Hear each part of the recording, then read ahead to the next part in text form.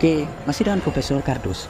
Ya, pembangkit listrik tenaga nuklir merupakan sebuah konsep atau sistem pembangkitan sumber daya listrik dengan memanfaatkan reaksi pembelahan inti atom bahan radioaktif nuklir secara fisi hingga menghasilkan reaksi berantai termal atau panas yang nantinya panas-panas tersebut akan disalurkan ke tangki penukar uap atau exchanger heat sebelum uap-uap nantinya akan ditransfer untuk memberi tekanan pada turbin generator guna menghasilkan listrik. Ya, sumber daya nuklir sangat super efisien, efektif, dan sangat ramah lingkungan daripada jenis bahan bakar fosil. Diketahui, satu butir palet bahan bakar nuklir sebesar 1 cm, paduan uranium-238 dan uranium-235, diketahui dapat menghasilkan energi setara 1 ton batu bara atau 149 galon minyak bumi atau sekitar 17.000 kubik gas alam. Diketahui, sejak pertama kali dikembangkan pada era 50-an hingga saat ini, tercatat lebih dari 14 jenis reaktor nuklir yang telah berhasil dikembangkan dengan berbagai jenis mekanisme, pereaksian, dan model bahan bakar. Untuk reaktor-reaktor yang baru dibangun di atas tahun 2019, mereka diwajibkan menggunakan konsep reaktor generasi keempat yang diketahui lebih aman dari resiko kehancuran dan ledakan reaktor. Dalam konten sebelumnya, Profesor Kardus telah sering mengulas berbagai hal tentang mekanisme dan sistem pembangkit reaktor nuklir. Untuk lebih jelasnya, silakan teman-teman simak dalam konten Profesor Kardus sebelumnya.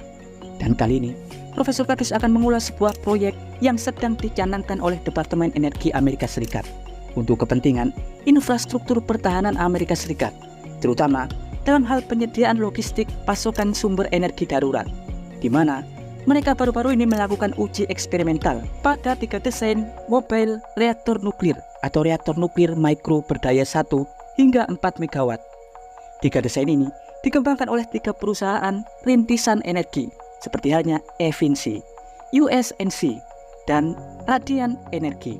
Ketiganya berlomba mempresentasikan desain yang mereka kembangkan untuk kelas mikro nuklir reaktor. Karena jika memenuhi kriteria, maka salah satu dari 3 startup tersebut akan menerima kontrak penyediaan reaktor nuklir mikro untuk Departemen Pertahanan Amerika Serikat. Ya, seperti yang kita tahu, jenis mikronuklir reaktor merupakan kelas reaktor nuklir dengan daya paling rendah yang umumnya hanya dapat menghasilkan 1 hingga 20 MW listrik. Berbeda dengan 2 kelas di atasnya, yakni small modular reaktor yang mampu menghasilkan daya 20 hingga 120 MW listrik dan reaktor besar sekitar 120 MW ke atas. Diketahui meski berukuran kecil, tapi faktanya untuk meminiaturisasi struktur reaktor yang umumnya berkomponen raksasa menjadi ukuran mikro bukan perkara yang mudah. Konsep teknologi tinggi faktanya makin kental pada konsep reaktor mikro, karena faktanya semakin kecil reaktor artinya bahan-bahan yang digunakan untuk merakitnya harus bahan-bahan dengan daya tahan yang jauh lebih baik. Karena seperti yang kita tahu, reaktor nuklir merupakan fasilitas dengan tingkat resiko kecelakaan tingkat tinggi. Sedikit saja kesalahan, bencana global dapat terjadi. Ya, dari 3 startup yang diberi kesempatan untuk melakukan uji demo desain dan teknologi di tempat uji percobaan mikroreaktor Laboratorium Nasional Idaho atau INL. Ketiganya diketahui menggunakan konsep mikroreaktor generasi keempat dengan jenis HTGR atau High Temperature Gas Cooled Reactor atau reaktor berpendingin gas suhu tinggi dengan jenis bahan bakar TRISO atau Isotropic Particle Fuel. Jenis bahan bakar ini unik, berbentuk bulatan kecil mirip kerikil yang tersusun dari paduan uranium-238 dan uranium-235 juga oksigen yang dibungkus dengan lapisan-lapisan karbon. Bahan bakar TRISO diketahui jauh lebih stabil terhadap iradiasi neutron cepat, korosi, oksidasi, dan paparan suhu sangat tinggi daripada konsep bahan bakar reaktor pada umumnya. Seperti namanya, reaktor HTGR menggunakan gas inert helium sebagai pendingin inti reaktor dengan moderator atau penghambat neutron dari bahan grafit. Dari 3 konsep yang diuji coba, kali ini Profesor Kardus akan mengulas salah satu mikroreaktor HTGR yang didesain dan dirancang oleh Radiant Industry, California. Perusahaan ini didirikan oleh mantan insinyur SpaceX, yakni Dave Bernauer, yang pernah berkontribusi untuk membangun sistem rancangan hunian di planet Mars.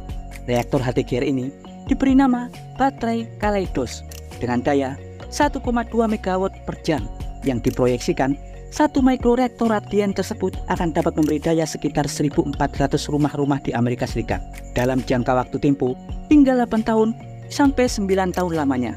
Selain itu, nantinya mikroreaktor ini akan berbobot kurang lebih hanya 8-9 ton, yang artinya mikroreaktor ini dapat dimobilisasi kemanapun, dapat diangkut dalam kontainer, pesawat, atau kapal untuk kebutuhan urgen di wilayah-wilayah terpencil atau pangkalan-pangkalan militer Amerika Serikat.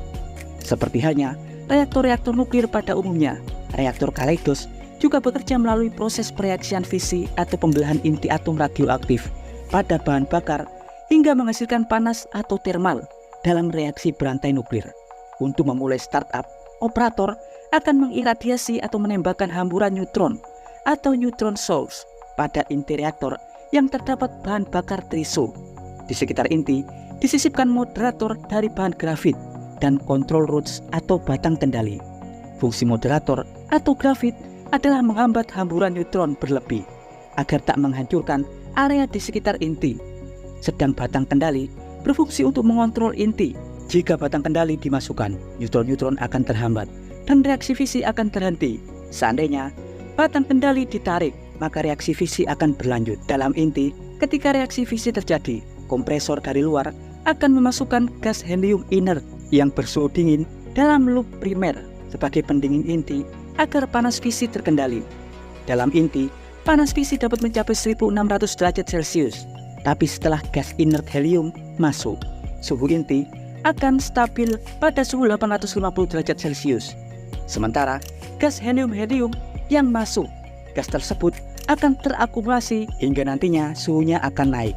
Dan kemudian setelah itu baru akan dikeluarkan dan akan langsung dapat ditransfer ke turbin gas untuk memutar turbin generator guna menghasilkan listrik. Pada HTGR umumnya menggunakan turbin gas, berbeda dengan konsep reaktor berpendingin air yang umumnya menggunakan turbin uap yang dihasilkan dari proses evaporasi air.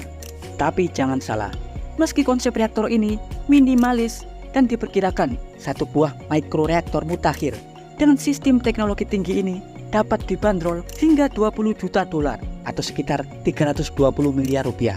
Reaktor ini diproyeksikan dapat beroperasi hingga 75 tahun lamanya dengan siklus penggantian bahan bakar hingga 8-9 tahun sekali. Ya, dan berikut informasi singkat dari Profesor Kardus tentang sistem reaktor nuklir mobile HTGR. Jangan lupa like, subscribe, dan tekan tombol lonceng di channel Profesor Kardus. Tak berjasa, tapi genius. Profesor Kardus dari Idaho National Laboratory mengabarkan